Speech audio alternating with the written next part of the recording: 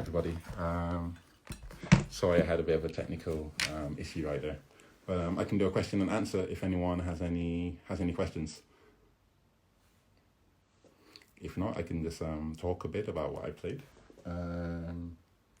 It's weird doing one of these without someone else to talk to. It's kind of like talking into the void. But yeah, I think the playing section is basically over. But I'm going to do a question and answer. So if anyone has any questions, I'm here to answer all questions. If there are no questions, I can just talk about the being in lockdown. It's been a journey in terms of motivation and meaning. I think that, for the beginning of this year, all the gigs got cancelled. So, all the gigs and all the preparation and all like the mental space that certain things take up. In the cancelling of all the gigs, it kind of forced me to think about what do I want to do? Why am I practicing? What am I practicing for? What am I preparing for? And it's just taken up a lot of time to just get to that space where I know exactly what route I'm going down in terms of my own personal, betterment. So, how am I feeling today? Yeah, I'm feeling pretty good. Feeling great, actually. I've been doing some fasting on some days, which has really kind of been good for my energy levels, which is, weird. I've not really thought of fasting in that way. Just trying it out, maybe like 1 day a week. It's really good to connect the mind to the body in that way. Do I have a favorite album of mine? I don't think so. I get favorite albums in periods of my life. So it might be that there was an album that I listened to constantly for a certain period. And actually, I found one of those albums the other day, actually, Voodoo by D'Angelo. I pulled it out and I realized that there was a period when that just dominated everything I was thinking about. Can you talk a bit about the influence of Count Ossie? Count Ossie is, massive influence, especially in when I was forming Sons of Kemet. I've been looking back at a lot of I don't like to use the word traditional that much unless I can help it, but I would say fundamental Caribbean music, as in music that, it has a communal purpose as opposed to mainly commercial. So music that you would describe as traditional normally. And Count Ossie seemed to be this like bridge between that feeling of, that album Ground Nation, between just the capturing of, a ceremony and something that actually has, a lot of, material in terms of musical arrangement and stuff. Really got me thinking along those terms. How do your collaborations come about? Do you have an idea and seek out people, or did it just evolve naturally? Everything evolves naturally, basically. I've not had any groups where I've thought about a big overriding concept and then try to employ it. It's just if personality types work together, I trust in that desire to keep going and kind of blossom the relationships musically. What does Sun Ra mean to me? Sun Ra means being true to an overall sense of artistry. So music being a part of a search for meaning, Because when I think Sun Ra, I think the world of Sun Ra, the intellectual world of Sun Ra, not just and the music is a part of that, but the music also just, I guess, supplements a bigger scheme of understanding Black spirituality and the place of man in the cosmos and the necessity of building our own mythological structures. Can you give us a playlist that you love? I was thinking about doing this actually. A website called Jazzed asked me to do a playlist, and I'm just going to add loads of jazz tunes that I like. Just like loads of them and keep adding them. So look out for that. I'm going to get, if you ask me questions, I'm just going to grab a glass of water because my lips are so dry. I'll be like, 1 minute.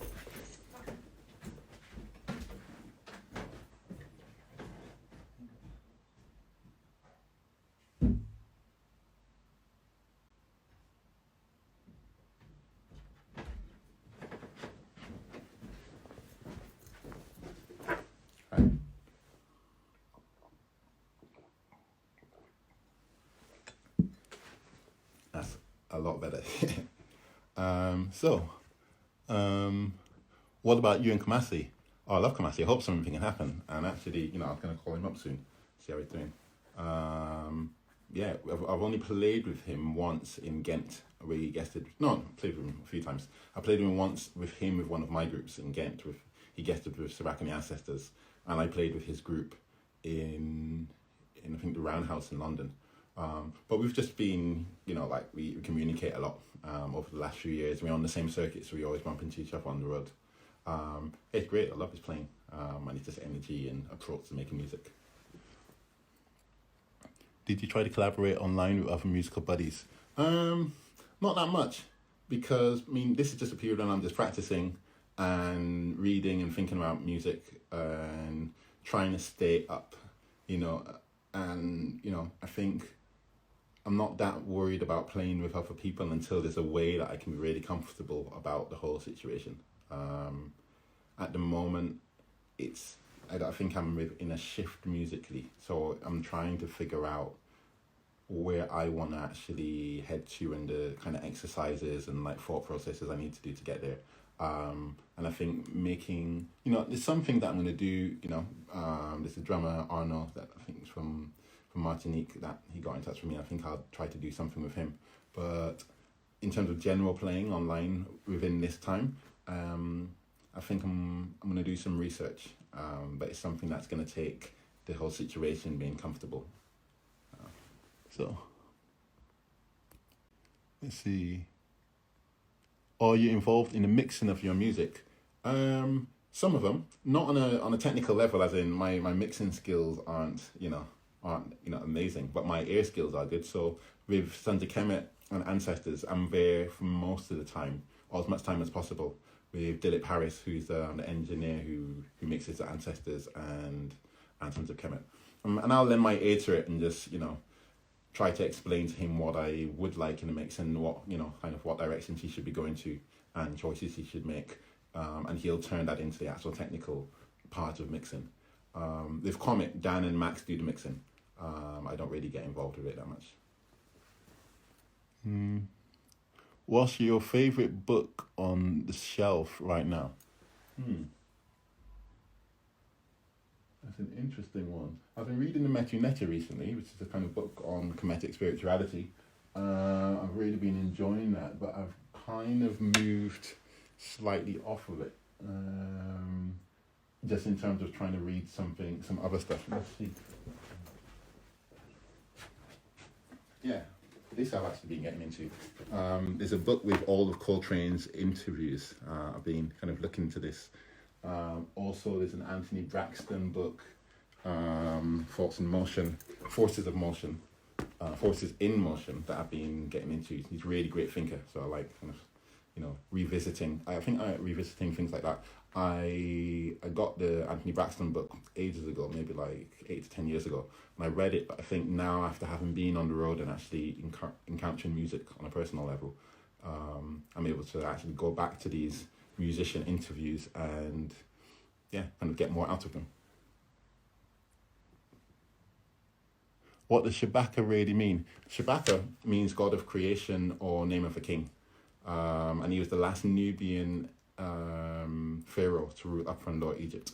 A lot of the principles of Kemeticism come from the age of his rule. So the Shabaka stones.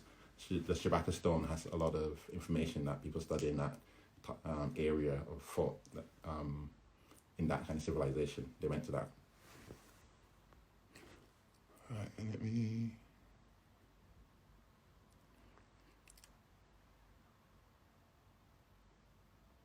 let's see. What contemporary album gave you goosebumps? That is a tough one.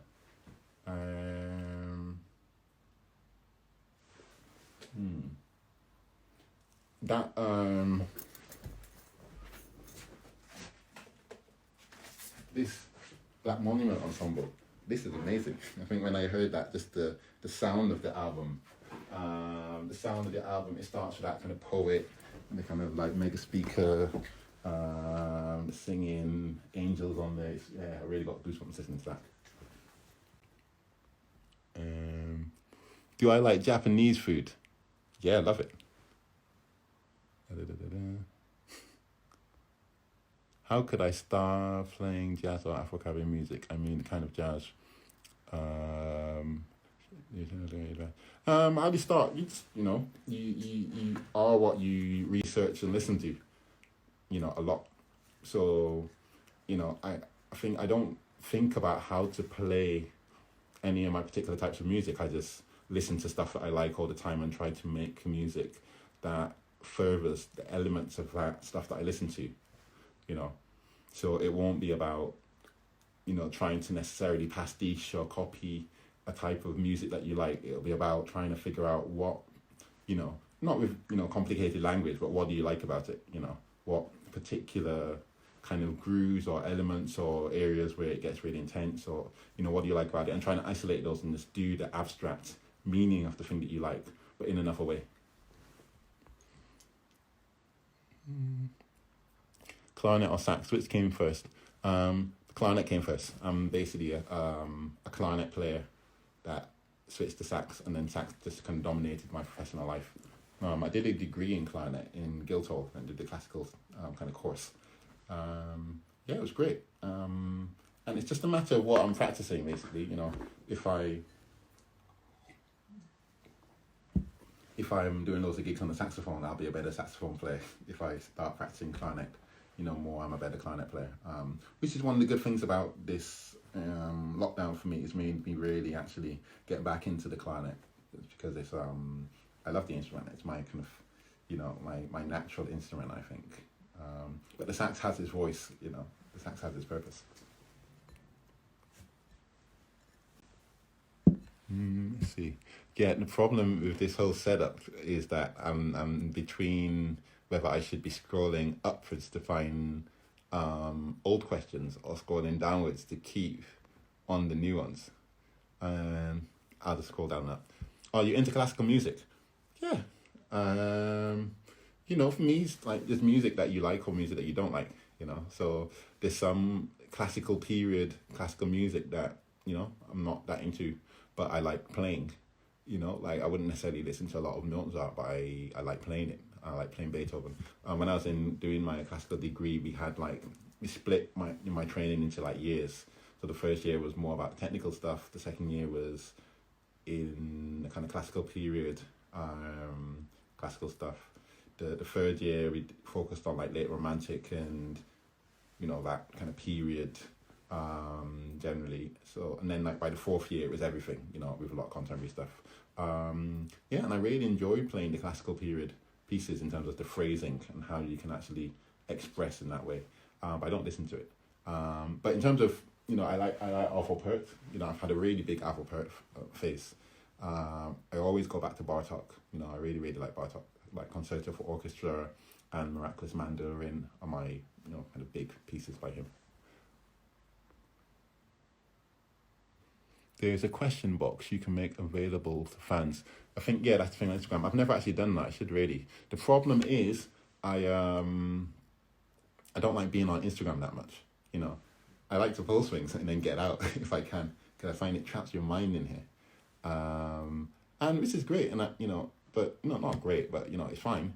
But I find my focus of what I want to do really gets pulled around if I'm checking. So I find if I do that box, I'll have to dedicate a whole afternoon to just answering questions, which is cool. I like answering questions actually, and it gets me thinking about stuff. My God, there's so many questions here. I wanted to ask about your work with Luis Maholo and the influence he's been in your music. Luis Maholo's been a massive influence. Before I started playing with him and after. Before, it was just that sense of just relentlessness. So I think one of the first albums I heard him on was, a trio with Mike Osborne, I think live in Willisau in Switzerland. And he's just going, really, really going. And I heard that before, then I started to listen to the Blue Notes. And you really get that feeling there's a guy who's got a lot of energy, but not energy as in he's just, doing something physical on the instrument. Energy as in he's really pushing, mentally, through his instrument. So yeah, I love that. And then playing with him, it's a psychological trip. I think I can take up a whole question and answer session just talking about, you know, the psychological effect that Lewis has when you're playing. One good thing that you can do though is I did a piece in The Wire where I wrote about my first experience with Lewis Maholo in terms of how it was psychologically to play for him. And I think that might be on the internet. So if you look at like Google The Wire, Shabaka Hutchings, Lewis Maholo, you might be able to find it.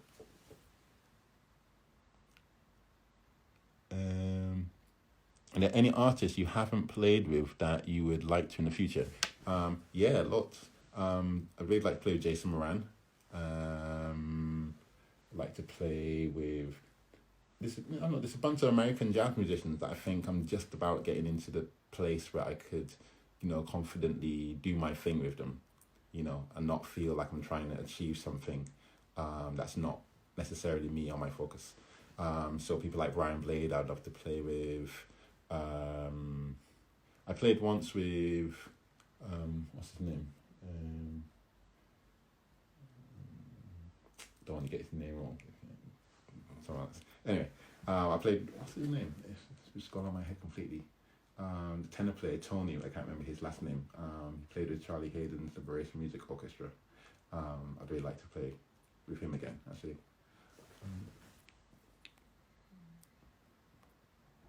What's your apparat going into working with Sons of Kemet and Shabaka and the Ancestors? I don't know what apparat means, I'm afraid.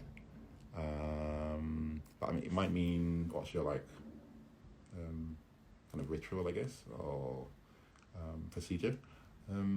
Yeah, I just write the music and then try to get into a space where I serve the music, where I'm trying to really dedicate myself to expressing the music in as true a way as I can. Tony Malaby, that's the one.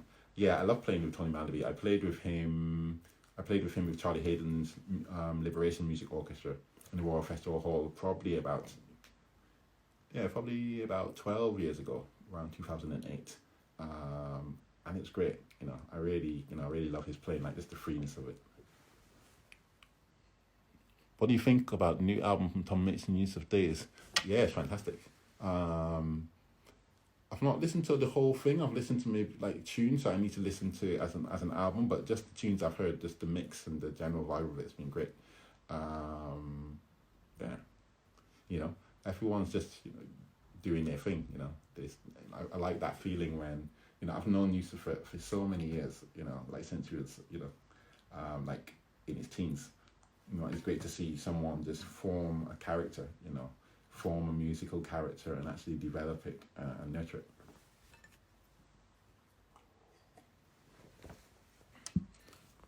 How tall am I? I'm pretty tall. I've not been measured in a lot of years, but the last measurement I had was 6'6". But I think I might be somewhere between 6'6" and 6'7", which is about 2 meters. Have you heard of Robert Glasper from the States? He's amazing. Yeah, I love Robert Glasper. For me, it's like it's all music you listen to in different times. There's times when I listen to Robert Glasper. There's times that I listen to Anthony Braxton. There's times that I listen to to everyone. Everyone has their purpose for me.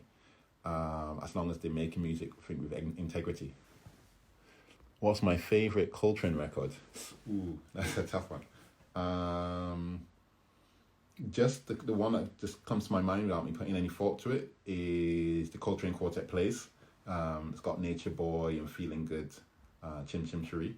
But I do have a soft spot for the first 2 tunes of Crescent, and Lonnie's Lament, actually. So 3 tunes of Crescent. Oh, so that's the drum thing as well. Yeah, so actually Crescent, between the Coltrane Quartet Plays and Crescent, which I think around the same year, like 65. Tell us about your experience with Johnny Greenwood. Johnny sent me an email. It's really funny. He said, hi Shabaka, my name is Johnny Greenwood, and my day job is Radiohead, but I've been checking out your music on I think it might be MySpace or the early days, mid days of YouTube. And he's like, I think he probably got to it because Yaz Ahmed, and I was in her band and I'd recorded on her album, and she played with Radiohead on one of their albums, so he probably kind of looked through the notes and just kind of started looking at the chains of musicians. He said, I've written loads of music for the movie The Master, and he wanted me to basically get a group and just like take his scores that he'd written, get a group and just kind of like reinterpret it and jam in it. So I got a group that I was in at the time called ZU. It's ZED and then a hyphen, and then you've got an album out, and the group's with Tom Skinner from Sons of Kemet and Neil Charles, who plays in many bands, but the most recent one is Pulled by Magnets, which is Seb Rochford's new kind of carnation. So we went in, I got all the tunes that he'd written, isolated small sections, and then we just kind of like jammed on those loops all day. We went to the Radiohead studio. It's just really fun. They've got they had a house that was a studio, basically in the countryside. We jammed on it, and then he took a jam that we did and just put it in the masters, which is great. Any thoughts about Polish, Scandinavian, Baltic jazz? I don't know a lot of players from those scenes, apart from actually Mette Henriette. I want to check out actually her album. She's one of my favourite players, and this is actually one of my favourite albums. I always have it right to the top of my kind of thing. She's fantastic.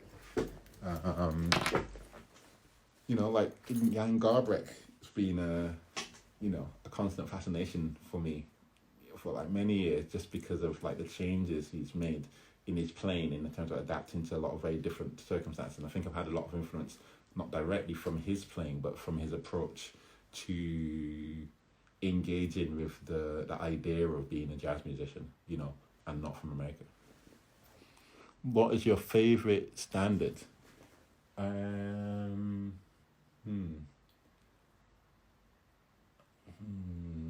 That's a tough one. I think it probably would be, is it My Ship? I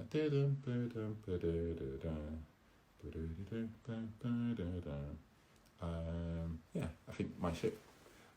Especially when Miles Davis plays it. It's really good. In terms of my favourite one to play, I like it, but I don't actually play that standard. My favourite standard to play, probably In Your Own Sweet Way. Favourite Pharoah Sanders record, The Heart is a Melody. When is the next Sons of Kemet album coming out? It's coming out hopefully start of next year. We're just in the middle of mixing it now. Fortunately, we got the recording done before lockdown period. Thoughts on Duke Ellington? Great. One of my actual biggest thoughts on Duke Ellington is just the idea of his work ethic, because I just heard that he was you can see from his output, he's a prolific worker. And I like that idea of being a musician, but also seeing your role as being less like a hard worker, as anyone in the society can be a hard worker. It's not that an artist is something that allows you to, rest on your artistry laurels. I think the musicians that I like, I feel like they've all got that attitude to working. Like they're going to be able to say that they're proud in the job that they do. My favorite Duke Ellington record, Money Jungle. Favorite Sun Ra track, Discipline, I think, from Space of the Place. Am I familiar with Tigman? I think I met him once, but I'm not, and I always hear his name, but I've not actually checked out a lot of his music.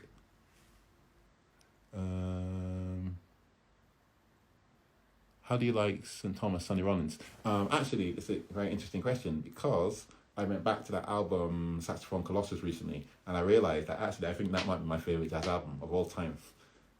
I was listening to it, and I'm like, I think that's maybe just the best album. It's got everything that I like about how to play the saxophone, and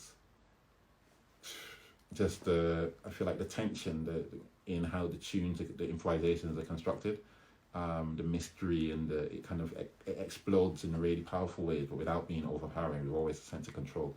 I love that album. Yeah. So. Where are we?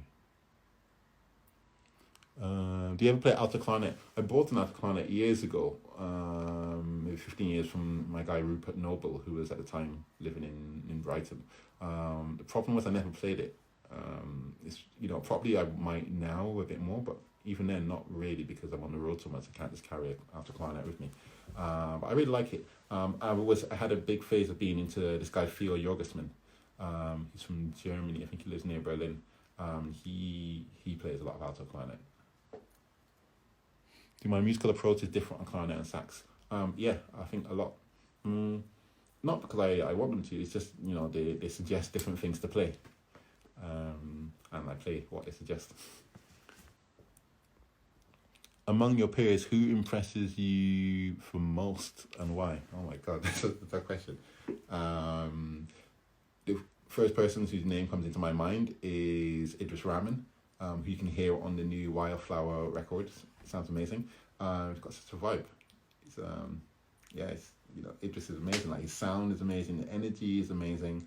I like when you can hear someone almost being heroic in relation to what they're doing. You can hear them really pushing to express themselves as fully as they can, and I hear that in his playing. Or am I into the blues?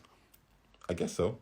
I don't have a lot of blues recordings. I don't listen to the genre that you regard as the blues a lot, but I think that I listen to a lot of field recordings of old music from, especially tribal music from Africa and music from the early Caribbean, where they were going into communities and field recording. People were going in and just recording communities making music. And I think the blues, I see the blues in America as coming from the same place of, slaves, people from within oppression having to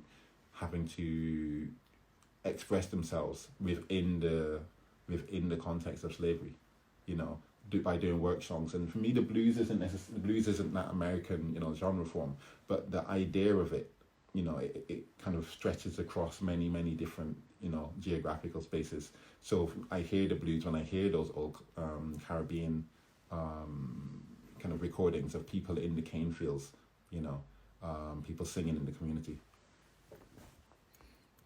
Favorite Brazilian musician, Hermito Pascal.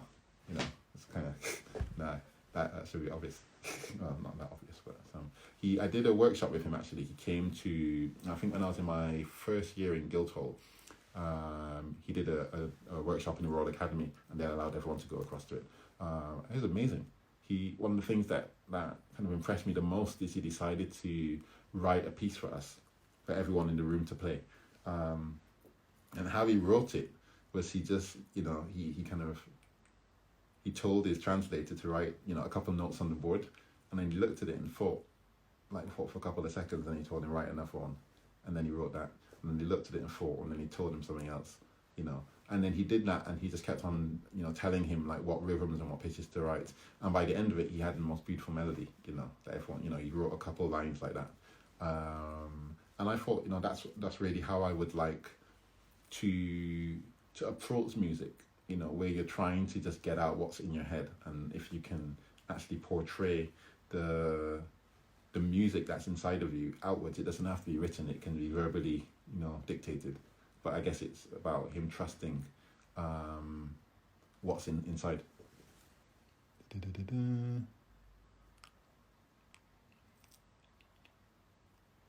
Is any of your music inspired by the use of psychedelic drugs, especially thinking that the comet is coming? Not particularly. Would you ever record a solo record? Just you, your ideas, etc.? Yeah, I think the solo records are probably the hardest thing, and I've been working on solo performance for so many years. Just because I think you have to spend a lot of time really getting together your ideas for very kind of for sections. So even what you hear now me play is just the process of me of an ongoing exploration of solo playing, and I'm kind of happy with it. But I think that I can see a long way for my solo performance to go before it gets to the position where I want to put it out, unless I would spend a lot of time working on a solo record, and there's a lot more things I'd like to do in my time at the moment. But definitely I think I will at some point do a solo record. I listen to a lot of, what's the name? John Sermon's got a couple of solo records that I really like. The Biography of the Reverend something, it's the name of his solo record. And I really like Evan Parker's solo stuff. Lines Burnt in Light is my favorite Evan Parker solo record. I've been listening to Anthony Braxton for alto actually recently, which is really great. And obviously Colin Stetson, I'm really into him. What are your thoughts on music and thoughts? Does it come from within? Are we tapping into what's already out there? Can you tell the difference of where the sounds are coming from? Yeah, I think we are. Well, I think it's a complex one because I think that you can do very many things within the course of one performance, or within the course of, the act of making music. It can be that someone is making music and doing a technical task, being a craftsman, being a craftsperson. And it can be that someone is using music to explore, the idea of disappearing into a communal consciousness where they're trying to open themselves up to, kind of communal ideas that are just in the cosmos. And by that I just mean, what happens when you get a spark of an idea, it has to come from somewhere. And it might be that you're opening yourself up to interpreting all the information that you've ever gotten. And I guess that's what the music's doing, is putting you into the space of interpretation. And not all music does that. Not all music inspires, like me particularly, to interpret anything. Sometimes I'm playing music and the music suggests the only interpretation of itself, nothing around it. And that's great as well. Everything has its purpose, I guess.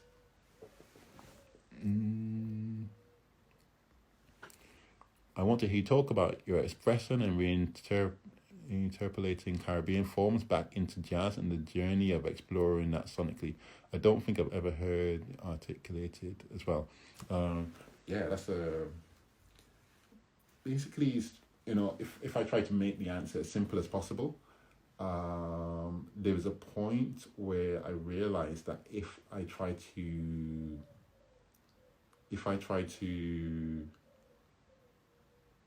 recreate the musical feeling that I think has the most vibrance in my memory. So if I think, what's the time or the period in my memory that I've had the most vital musical experience, I think it would be in the Caribbean. Seeing calypso bands in the tents, or being in carnival, or just the feeling of when I was a teenager, in what I think was the golden era for both conscious reggae and bashment. Everything happened in the 90s. For me, that's when you had Sizzler, you had Anthony B, Capleton, Morgan Heritage, all of these, and then you had groups like Crossfire, Alison Hinds, Red Plastic Bag. They're all active in that period. So when I think back, to what was my formative musical experiences, that's what it is. That Caribbean music. So then my thing was, if I'm gonna be embarking on this jazz journey, I need to try to get some of that into it. I need to try to find a way to just integrate that feeling into the music. And that happens in very many ways. It could happen because I try to get the feeling of the bass lines, get the feeling of the melody lines, and then try to think about what it means. What does it mean to get the feeling of the bass line, and what does it mean to try to stretch it? So it might be that I think, what's the bass line that really reminds me of being in a dark dance hall, and that scene comes into my head, from maybe when I was, a teenager, and I'm trying to recreate this and see how much I can vary it while still keeping hold of the character, while still keeping hold of the idea of what that remembrance is in my head. And that's how I approach a lot of it.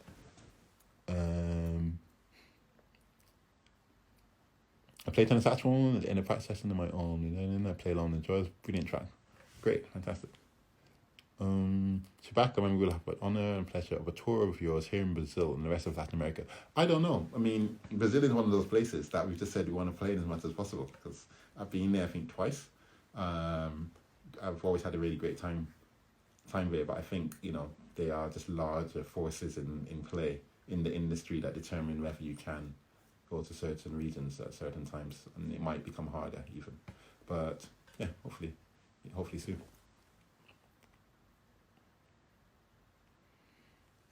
The records behind you, can you close your eyes and pick one at random, then explain what brought you to get into that particular record? Interesting.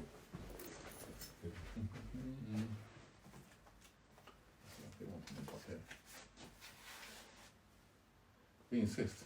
Oh my God, this is an amazing record. Max Roach's Freedom Now Suite. I think I've been listening to this since, I think maybe Soweto told me about it when I was a teenager, like when I first moved from Barbados back to England, Birmingham. I was trying to listen to as much jazz as possible, basically, and going to the library, borrowing jazz records and putting them on. Like I think I bought like 4 a week, and then I'd go to a jam session at Soweto Kinch was running every week as well, and I'd hang out by his house and he'd play records, and I'm pretty sure this was one of, that was in the mix. Are you familiar with Saint Germain's Jazz House? Thoughts? I think I've heard it. I'm not really that into it, but it's produced well. Best jazz album of all time. I don't know. It just, like I said before, I think I go in phases in terms of why I think an album might be, the best. So it might be that there's a certain jazz album that's perfect for a certain period of your life. At the moment, I'm thinking that Saxophone Colossus one is the best one. But I've had times when I felt like Crescent or Love Supreme have been, or Bitches Brew. It just depends. Basically, all the great albums, just, generally they're great and they get better the more you get into them. Do you feel, in retrospect, your time at Guildhall studying classical clarinet was fundamental to where you are now? Yeah, I think it's been massively fundamental for very many reasons. I've been thinking about this in the last year of me touring, because it's been such a physical thing to actually, play as hard as I play every night, in terms of just, having to battle, a synth, turned right up to the brink, and drum smashing out.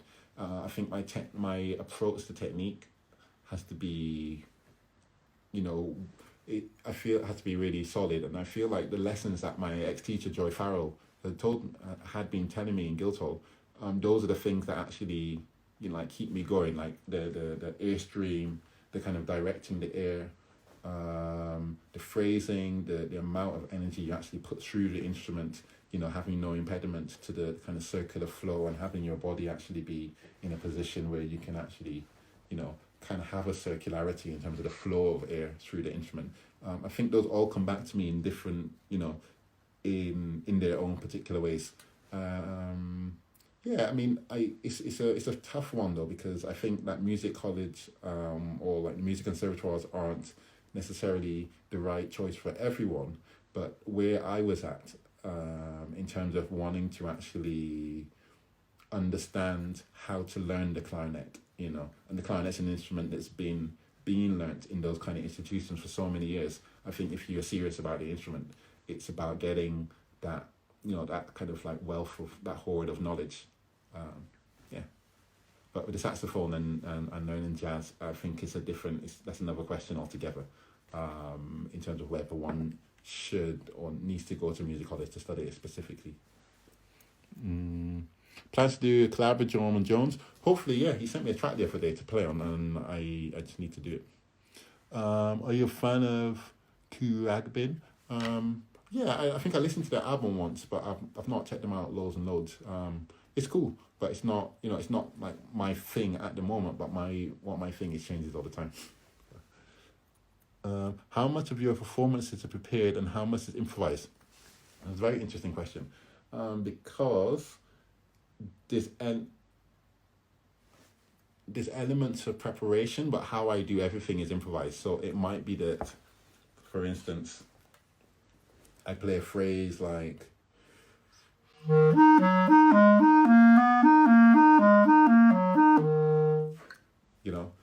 that phrase I might know that's a phrase, and you know I know how to play it, I know how to, and it might be that I'm playing that phrase and then varying it very slowly over time. So it might be I go,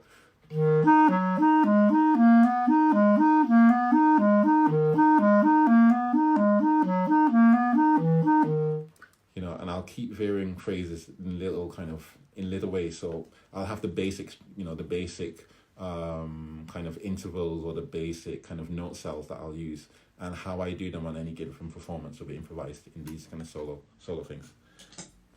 But I do have, you know, a bunch of stuff that I've like written out and I practice, you know, in terms of cell patterns that I can improvise with. Jay Phelps, so I thought Jay. Everyone just followed Jay Phelps' music. He just wrote here. He was one of my running mates when I was, you know, in college and like learning, coming up through the London scene for many years after I went out and getting my stuff together. What does the future look like to you? You know, it's one of those tough ones where the future simultaneously looks bleak and bright. You know, I think it looks bleak in that the industry that we're in is not going to be the same. And it's going to be very difficult for a lot of people. But I think the future looks bright in that to adapt, we're going to have to find new skills. And in finding those, you know, in refining those new skills, I think that, you know, ways of making music and ways of interacting as musicians are going to develop. Even just for me, in what I was, you know, how I was playing just now. You know, I've got my like mic set up, you know, with my music stand. I don't even have a mic stand. I've got my little kind of audio interface, and that's like a revelation for me. In that I'm just not that technical. I don't really use Logic, and I don't, you know, before I was just gonna, if I was gonna live stream, I'd just do it with my phone mic. Whereas now it's like it's starting, you know, me and I know a lot of people are starting to think actually, how do we personalize the way that we take music to people, and how do we make that as professional or as adequate as we kind of see fit. Here you go. In an old interview, you said you avoided string instruments. What made you change your mind for the latest Ancestors album? I'm trying to think. I say a lot of shit in interviews that when questioned about. You know, I raise my eyebrows at myself sometimes. But it might be by string instruments. I'm guessing you mean piano. Yeah, I had a big phase when I didn't enjoy playing with a lot of piano players because I thought they played too much stuff that actually was stylized. And for me, I thought it was fine if I'm playing a style. So if I'm playing, you know, like 60s, you know, like Coltrane style tunes, and a pianist is playing with the spirit of McCoy Tyner and a lot of those kind of voicings, then that's great. But then sometimes when I was playing my own music and playing with piano, you know, piano players, they impose certain stylistic nuances on the music that I thought were not necessarily that helpful in allowing me a kind of a freedom to not do things that had been suggested by history already. But then it just depends on the player, really. It's not, you know. So with both Nduzo, who plays Rhodes on the Ancestors album, and Tandy and Tuli, they both have ways of playing that really open, you know, where they suggest their influences, but their influence, you know, the influence that their influences have had on them runs so deep that you wouldn't necessarily just hear them and go, you know, they're playing in a certain style. They just provide a mind to the proceedings. They provide a musical temperament.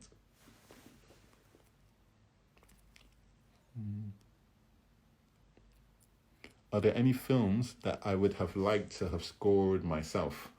I've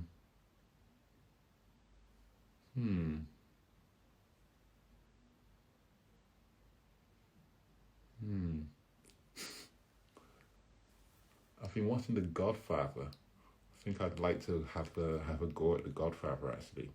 You know, I've been watching it in the last been watching like one a week. And it's just an epic, especially the first Godfather. It's just an epic film. I would like to see a film like that, but with with me providing the intensity as opposed to the kind of cinematic kind of score that you normally associate the kind of big thing. Imagine having like, and someone, that tension is rising and someone's about to like, when the Godfather is just giving a kind of stare at someone, suggesting something really kind of, understanding and sinister. Imagine if like Sons of Kemet's just rumbling up under them.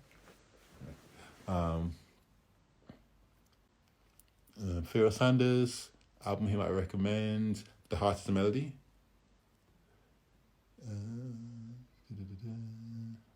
Favorite Coltrane record, let's say Crescent all the Coltrane plays.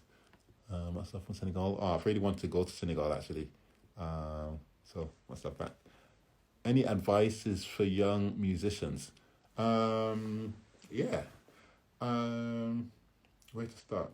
I've got to be really obviously general because I don't know, specifics. But in terms of the general things that I've found have helped me throughout when I was a young musician, getting a lot better.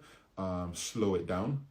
In general, I think young musicians play too fast and too loud. It's about having a controlled element to your sound. So you don't want to, if you practice loud, like really loud, especially as a saxophone player all the time, you're not necessarily controlling the sound. You want to have a control and then you expand that control as opposed to blowing as hard as you can. And that, believe me, it comes later, So it's about, like, for instance, seeing how quietly you can go, still having the same air support and control.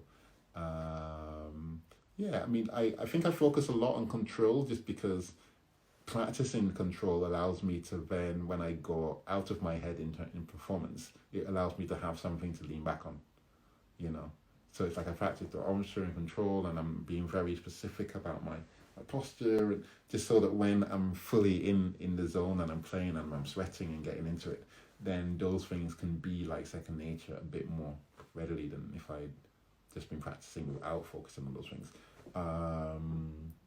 And then in terms of slowing it down,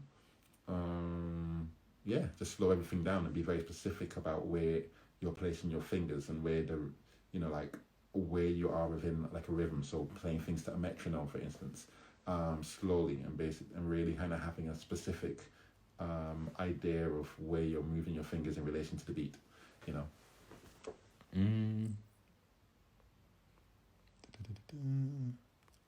Let's see.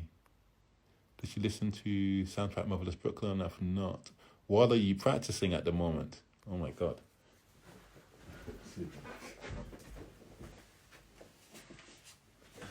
So classical wise, I've got my studies. My kind of go-to study is Oud. It's the 48 studies for clarinet. Let's see what else. So I've been writing out these like kind of little phrases that I'll like sometimes put into the solo pieces. Just kind of like little, like kind of 1 bar phrases that I'll like repeat, and then write out another one and do it and see what happens when I kind of combine them together like a DJ. More studies. I've got this like augmented scale book you're working through. More study. Actually, there's a book that I'd like to show everyone. It's been really good. Here we go. Yeah, I got this book actually a while ago. Indian Melodies on alto saxophone. And I thought, I'll just get it because, this is something to practice. And then I put it down. I hadn't looked at it for ages, for like maybe half a year. And I looked on the back of it recently, and I realised it's got a backing CD by Kadri Gopalnath, who's one of my favourite alto saxophone players in terms of in that Indian Carnatic music tradition. So yeah, I've just been listening to that backing album, and actually it's got a really great introduction by Evan Parker, talking about his influence by Kadri Gopalnath, and it's got an explanation in terms of how they've actually translated these melodies into the Western kind of notation. But yeah, I think it's a good kind of beginning of getting into Carnatic music and ragas and stuff. So I've been practicing to that. Yeah, and then some kind of intervallic stuff, Slaminsky, thesaurus of scales and melodic patterns. Slaminsky. Yes, that's what I've been practicing.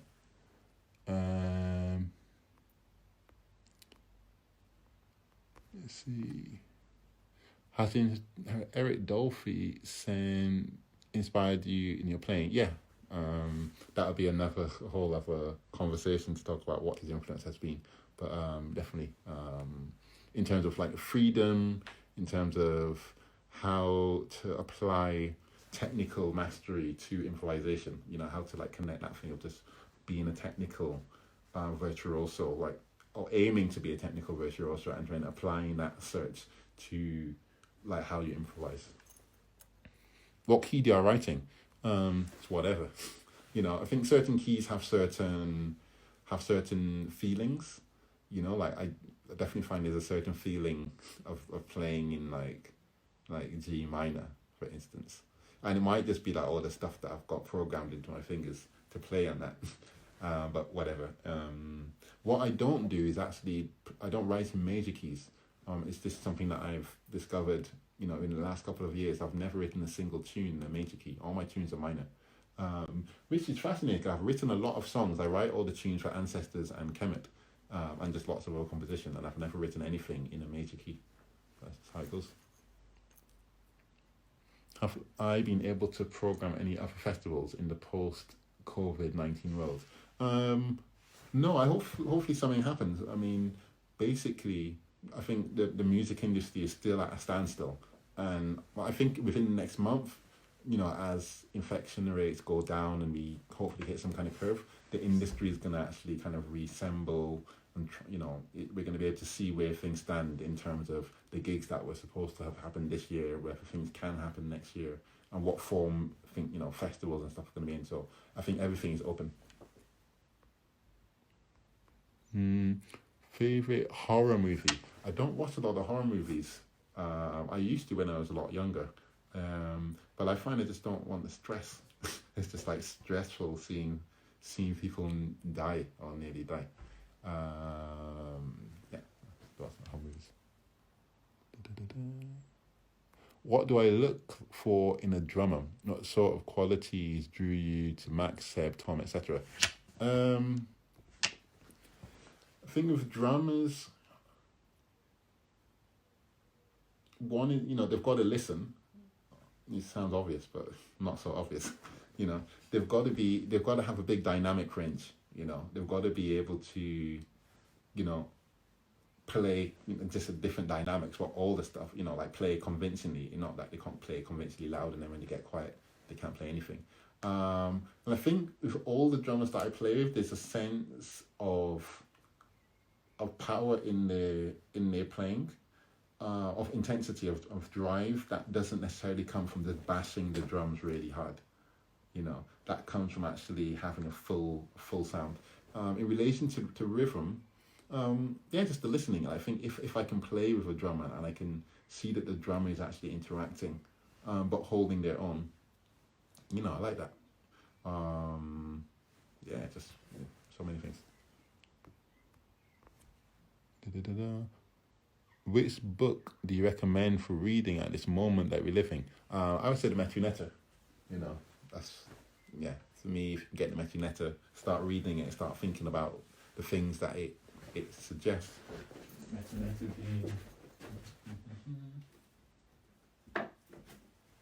being this. If you can read some Kamal Braffett, that's great. It takes some work to get into Kamal Braffett, just in terms of his language and stuff. But if you can, is what he has to say. If you can get inside the meaning of what he's saying, it's really good for these times. Is there any tips for guitar players to play more like home players, such as the texture and the notes plays? Less notes, I guess. That's the one thing that I have an issue with guitar players, playing a lot. For me, it's like, you can play a lot, but you've got to be the guy or the girl who plays everything. Like someone like Mansell Brown, he plays so much guitar that you can't even like that's the world he's in. Like he can play more guitar, like more fast and with everything than I think anyone that I've heard before live. So that's allowed. But for me, unless you can play that, unless you're literally on that vibrational level of, you just need, it needs to like come down, So yeah, with many guitar players, I just think what would happen if they just played a lot less notes, leave a bit more space. Can you share your learning journey on circular breathing? Any tips or particular material that helped you? I think I've been experimenting with it for maybe as long as I've been playing the clarinet, and I started the clarinet at 9, so I've been playing for like 26 years or something like that. But it's been a long journey. The main thing I think is it's about when you relax. It's like you're blowing air through the clarinet, then allowing air to come through your cheeks, and then basically you stop blowing through your lungs and you push the air from your cheeks out through the mouthpiece. And as you do that, you breathe in through your nose. So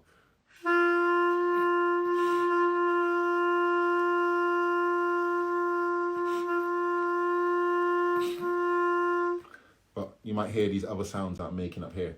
That's just because you can't have, like, say, carbon dioxide. So I'm like kind of coming up in your lungs as you do that. So I'm kind of letting out air at some points. And those are just things that you can only really get by trying it and seeing how your body reacts to that pressure building up. But like once you've got the muscles to do it, and you've got that technique of circular, and you know how to kind of keep the gauge, of oxygen to carbon dioxide in your body going, then it's just about being relaxed. And I find the biggest thing that I've had to go into in terms of circular breathing has been not tensing up, because of the actual process of air going in and out, keeping like really relaxed. And to keep relaxed, a lot of the times I'll think about my elbows, if I'm playing and I'm feeling like, something technical is making me kind of tighten up. What I'll do is I'll think about relaxing my elbows, and that generally just kind of like relaxes everything. It might be psychosomatic, but whatever. Am I vegetarian? Yes, I am vegetarian. Occasionally I get an urge to eat fish, and I'll eat fish if I think my body needs it. But I try to be as vegetarian, or if I can be as vegan as possible. I am, just because my playing and my life got a lot better as soon as I stopped eating meat, and my general energy levels. And there's just many reasons to stop eating it, but it's been, for me, it started on a personal level, whereby I was just a lot more healthy and happier when I stopped eating it. How do you keep a cool head when reading changes? Practice them slowly, and then slowly get faster. Recommendings about outstanding young musicians or groups to keep an eye on. Trying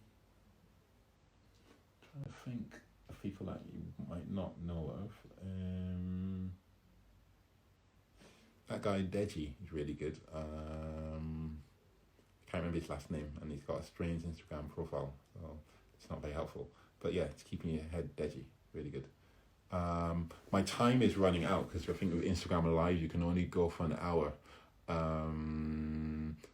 before it logs you off. And I've got 30 minutes, so actually I'm not going to be able to see any questions, and I'm going to have to log off. So I think, what time is it? I'll do like another half an hour of questions, but I'm going to have to log off now and then log back on. So if anyone still wants their questions answered, if you log back on basically immediately, and I'll just start answering more questions.